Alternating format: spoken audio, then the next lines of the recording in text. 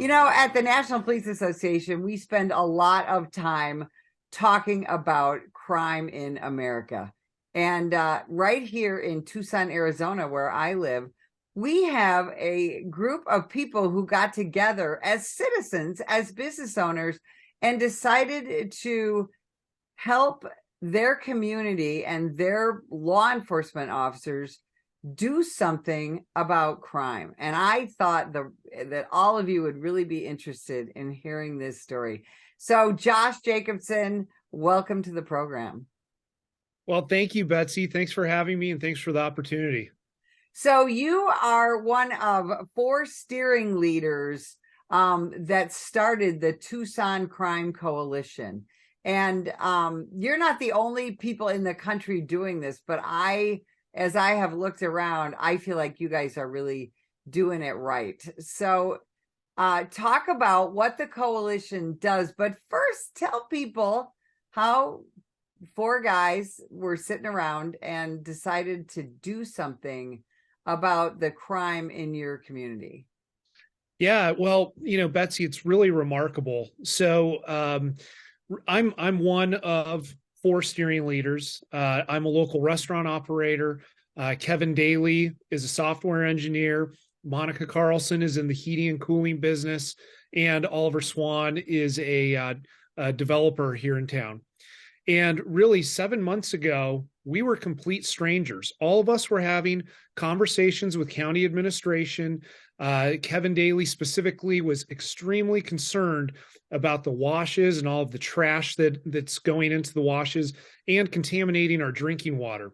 Wait, So, you got to tell everyone else in America what a wash is. oh, people don't know what a wash is. Okay. So here in Tucson, Arizona, in the Southwest, we have riverbeds that run dry. And then when the monsoons come along, it pushes massive amounts of water down the washes, and anything that is in there, which could be shopping carts, garbage, drug paraphernalia, people, that gets washed down through, and it eventually the water goes into our water table, and that's where we get a lot of our drinking water from. So having good, clean, properly regulated washes are very important here in the Southwest. So Kevin was extremely concerned about that, along with the fentanyl and the crime that we were experiencing. Me being a local restaurant operator, our businesses were being broken into. We were dealing with a lot of folks that are doing open air drug use, urban camping on property. It was becoming a huge problem. So we got together with county administration, which is Jan Lusher. She is our Pima County administrator. And we said to her, Jan, what are we going to do about this huge fentanyl and crime crisis that we've got going on? She said, there's not a plan in place. There's nothing going on. So the four of us quickly got together. We hosted a town hall meeting in September of 2022, where roughly 300 people showed up to talk about their experiences with fentanyl and crime in our community. And we were hoping that all of the electeds that were in attendance, because basically all of our electeds between the city and the county were there, virtually or in person. And we were hoping that they were going to get the message and get to work coming up with solutions. Unfortunately, that didn't happen. So we quickly formed the Tucson Crime Free Coalition. So how did you get elected officials to show up for a town hall? I mean, you're just four business owners who came to the county with a problem, and the county said, yeah, we don't really have a plan for that. And just so people know, we're depending on where you are in the city of Tucson, you're what, 40 to 60 miles from the border. And we'll talk about border issues in a minute, but we have the fentanyl issues, we have some street gang issues. We have just your random big city crime. We're a city of about 1 million people. And we have a huge homeless problem because in the winter, when it's cold everywhere else, it's pretty nice here. So homelessness is a huge problem. We have a big veteran population. So we have, quite a few homeless veterans as well. We have a big Air Force base here and a big Army base about an hour to the south. So Tucson has all the big city problems that any other, large urban area has. So again, I have to ask, how did you get all those elected officials and administrators to show up for a town hall? A lot of them we just called and invited, honestly. And we told them what it was going to be. We tried to prepare them for having a forum where people were going to have a couple of minutes and speak. And really what it turned into is a session where a lot of folks vented their frustrations. And frankly, that hurt a lot of the electeds' feelings. You know, there was a lot of very tough talk there. There was a lot of very upset people. But at the end of the day, what we walked away from was seeing that there was such a need there. And so since September, when we officially formed, we have grown our coalition to over 3,500 people. We are nonpartisan. We are a grassroots organization. We have no budget. So the four of us run this coalition as volunteers. We do it just with our time and energy and being, frankly, relentless, just pushing and pushing and pushing to try to find solutions in regards to fentanyl and crime in our community. And one of the things that I'll just mention is, Betsy, we give a lot of presentations in the community to build awareness as to what's going on. We had to learn about a very, very complex issue in a short period of time. And so our approach has been extremely holistic and hands-on. So we actually go out onto the street, we go into encampments. We know we've had to learn a lot about fentanyl. And you mentioned that we were going to talk about the border in a minute, but you know, Pima County is ground zero for fentanyl in the state of Arizona. We lead the state in fatal and non-fatal opioid overdoses. It is the number one killer of youth in our community. Last year, half of all the fentanyl in the country, 50%, was seized in Arizona. 6 out of 10 pills on the street now have a lethal dose for a first-time user. This is a huge problem for our community. Did any of the elected officials offer solutions initially? As far as solutions, we have generated a lot of the solutions with the help of Pima County administration, being Jan Lesher and Deputy Administrator Steve Holmes. I'm really glad you mentioned the bipartisan aspect, because our two biggest supporters have been Supervisor Steve Christie, who is a Republican, and Supervisor Sharon Bronson, who is a Democrat. And both of them bring a lot to the table. They've been great sounding boards.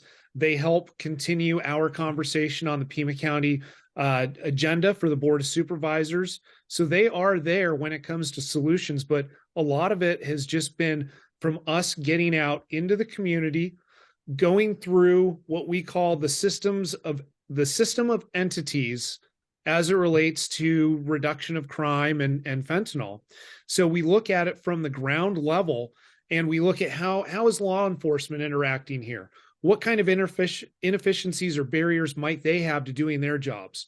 Well, once somebody might be arrested, what's it like in the jail for that individual? Once they're released from the jail, what kind of support and treatment options are there? What are the court systems like?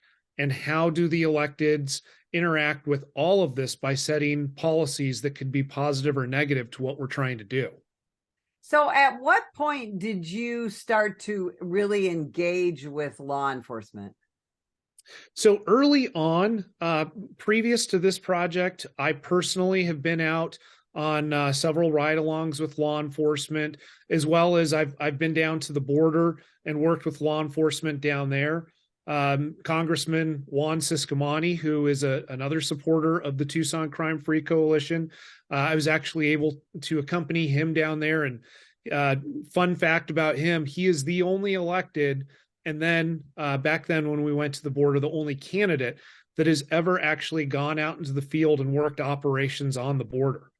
So I personally had that front line experience, as well as the relationships with a lot of the folks down in Cochise County, specifically Sheriff Daniels.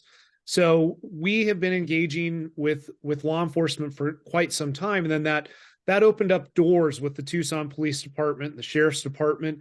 And guess what?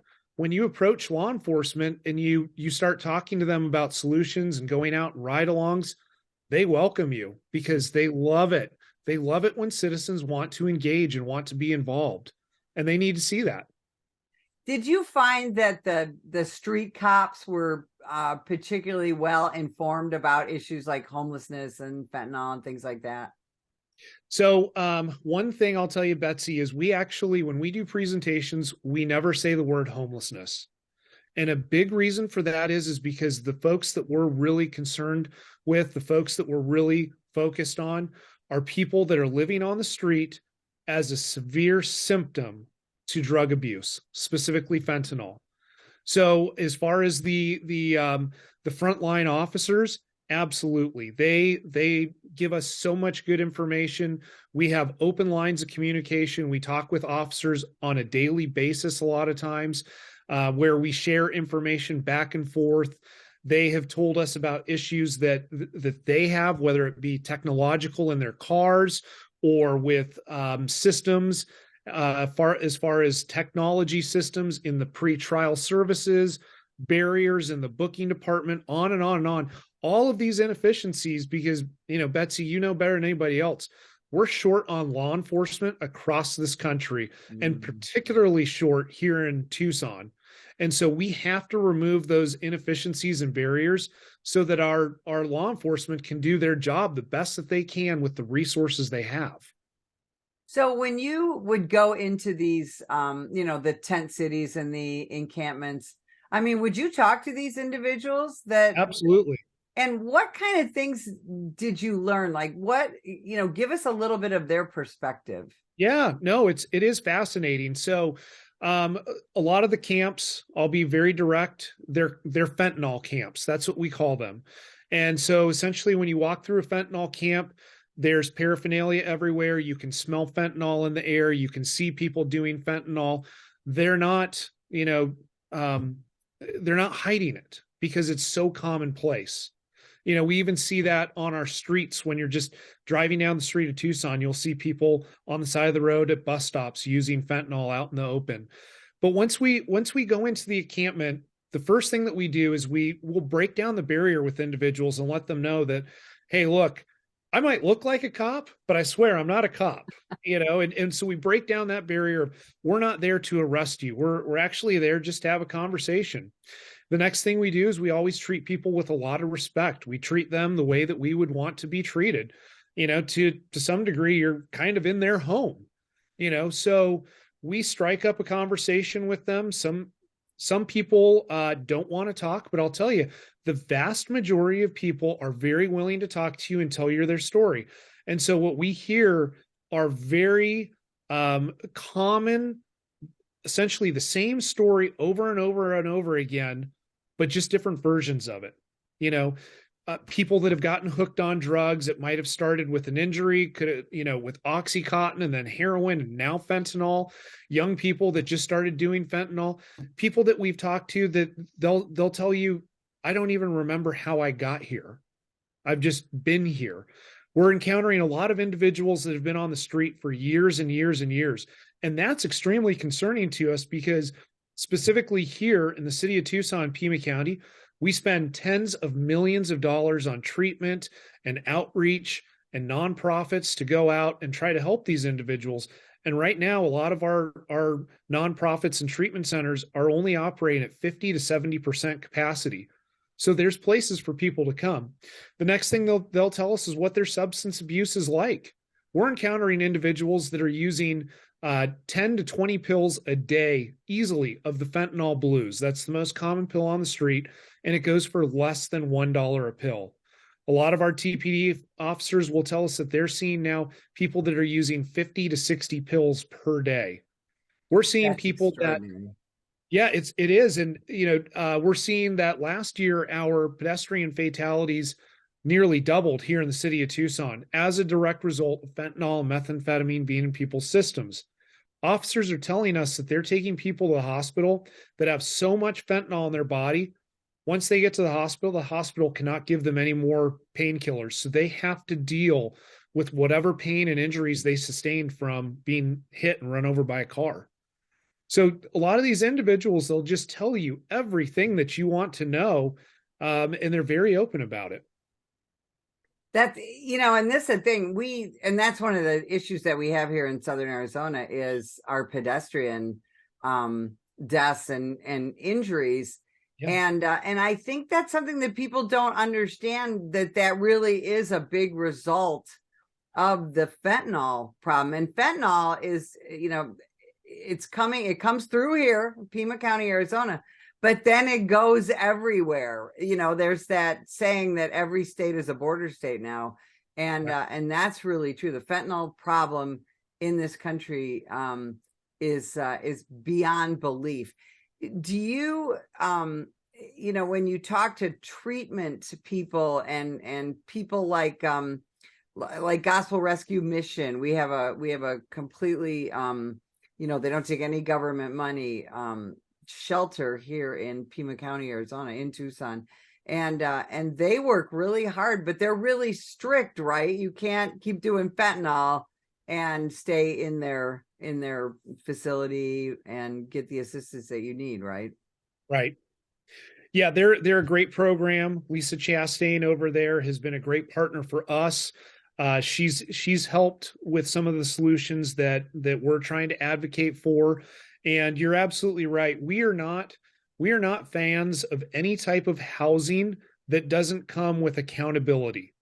If you want housing, you need to be in treatment. You have to be clean. You have to be ready to turn your life around and re-enter the community at some point. It is not humane to allow people to continue living in a substance abuse cycle that they're stuck in, whether it's in an encampment or in an apartment or hotel that the city or county has converted into low barrier housing. That doesn't do anything except for, very unfortunately, destroy the community around whatever property it is. Well, and if you're a fentanyl addict, you are either going to die of an overdose, die in a homicide, get run over, or just, have a heart attack someday and be gone. I mean, there is no getting out of it, right? Until you're ready to make the change. And that's, it is substance abuse is it's just devastating because it is up to the individual to seek the cure, which is the will to get better. And so that's one of the things that we advocate for here in the Tucson Crime Free Coalition, is that, frankly, we have made a situation where people, and I hate to say this word because it's not the right word to say, but we have created a level of comfort for people to live in the substance abuse cycle in Tucson. And that's a lack of enforcement. That is the abundance of fentanyl, the cheapness, all of that. So our goal is to disrupt that comfortability. And the reason I say it's the wrong word is because when you go into a fentanyl camp, it is nothing but comfortable. It is just awful. No one would want to live that way intentionally, but they are so stuck. So we've got to disrupt that substance abuse cycle and give them options and treatment opportunities to get themselves out. And when that fails, then we've got law enforcement, we've got the law, and we've got the Pima County Jail. But we've also got some other options that we're working on that would be more proactive to help people out as well. So, Josh, we have a couple of minutes. If people from other communities around the country are watching this and they want to start their own crime-free coalition, what do you suggest? Well, number one, you can find us at TucsonCrimeFree.com. We are actually in the process of meeting other coalitions around the country. There's one in Santa Monica that we've been working with, the Santa Monica Coalition. We've been contacted by a coalition that is forming back in Minnesota. So we are here to start a network and to share with all of the information that we have learned from being on the street. And we want to learn from other coalitions and what they've done, because we have our problems here in Tucson. Other communities have problems that might be worse than ours or better, or they're in a better situation than us. But the goal is for the entire country to start lifting above the fentanyl and crime crisis. And we're here to help out any way we can. And I think people need to really understand that this is an issue that you can't just foist on the shoulders of law enforcement. and say, hey, you guys need to take care of it, right? In fact, the four of you, when you started this, you really found that out, didn't you? That it was going to take more than just calling 911. Oh, absolutely. With the shortage of officers, that just doesn't work. You have to realize that unless there is something extremely dire, something life-threatening, you probably will not see an officer. But we tell people that it is really important to report all crimes that are occurring because we need good data. We need that ability. We also need to make sure that our law enforcement has the staffing and resources that they need. That is extremely important. We know that staffing is going to be a problem, so we have to make sure that we're efficient. And then when it comes to the support side, one of the things that I want to mention is that when people are coming out of the jail or pretrial services, that is the most important time for us to be ready to offer support and treatment, because that is when people are most receptive to it. And so law enforcement can help in that, but that's where the nonprofits, the electeds, and the court systems come into play as well. Well, Josh, you have given us so much to think about. I'm so very grateful. Give us your social media sites. So TucsonCrimeFree.com, that is our website. You can also find us on Facebook and Instagram, Tucson Crime Free Coalition. But TucsonCrimeFree.com, that is where we have our once per week newsletter, and it's also historical, everything since we have started. Josh, I can't thank you enough for spending time with me today. And if you would like more information about the National Police Association, visit us at nationalpolice.org.